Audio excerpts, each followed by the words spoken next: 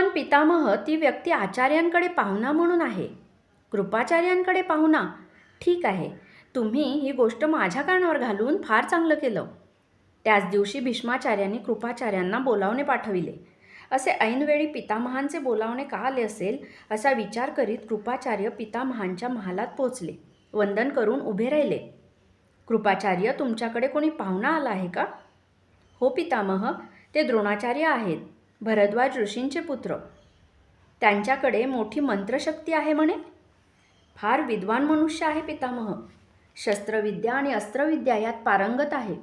माझ्या बरोबरीने राजपुत्रांना शिकवायला खूप उपयोगी पडतील असे वाटते. मग उद्या त्यांना घेऊन या. दुसऱ्या दिवशी कृपाचार्य द्रोणाचार्यांना घेऊन पितामहांकडे गेले. त्यांचे स्वागत करीत पितामह म्हणाले, यावे आचार्य, आपण इतके दिवस आमच्या राजधानीत आहात आणि आम्हाला याचा पत्ताही नाही. तुम्ही हस्तिनापुरात आलात ही अलभ्य अशी गोष्ट आहे. भीष्माचार्यांच्या या बोलण्याने द्रोणाचार्य गोंधळले. इतकी चांगली वागणूक आपल्याला इथे मिळेल असे त्यांना वाटले नव्हते आणि पितामह तर अतिशय गोड शब्दात बोलत होते.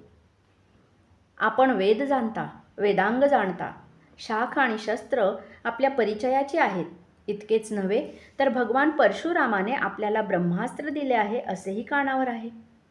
आपल्याबद्दलची बित्तम बातमी भीष्माचार्यांना आहे हे पाहून ते आणखी भारावून गेले. भगवान परशुरामाची कृपा पितामह. मग इतके सगळे असून आपण असे भटकता कशाला? विद्या असून काय उपयोगाची? जगायला धन लागते, ते माझ्याकडे नाही. तर मग हवे तेवढे धन मी देतो. आपण माझी एक विनंती मान्य करावी. विनंती नाही, आज्ञा करा पितामह, नम्रपणे द्रोणाचार्य म्हणाले. 100 राजपुत्रांना वेगवेगळ्या कला शिकविणे, वेगवेगळी शस्त्रास्त्रे शिकविणे एकट्या कृपाचार्यांना झेपणे कठीण आहे. तेव्हा तुम्ही सुद्धा कुरूंच्या गुरुकुलात आचार्य म्हणून भरती व्हावे. आपल्याला उत्तम वेतन, राहायला प्रासाद आणि सेवेसाठी दासदासी मिळतील. पितामह काय सांगतात आणि आपण काय ऐकतोय हेच त्यांना क्षणभर समजले नाही. कालपर्यंत भजंग भिकारी असलेल्या आपण आज एकदम ही परिस्थिती.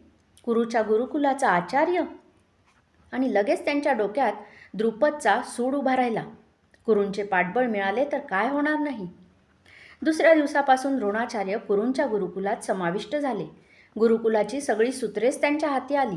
मिळालेल्या या संधीचे सोने केले पाहिजे या ध्यासाने ते कामाला लागले.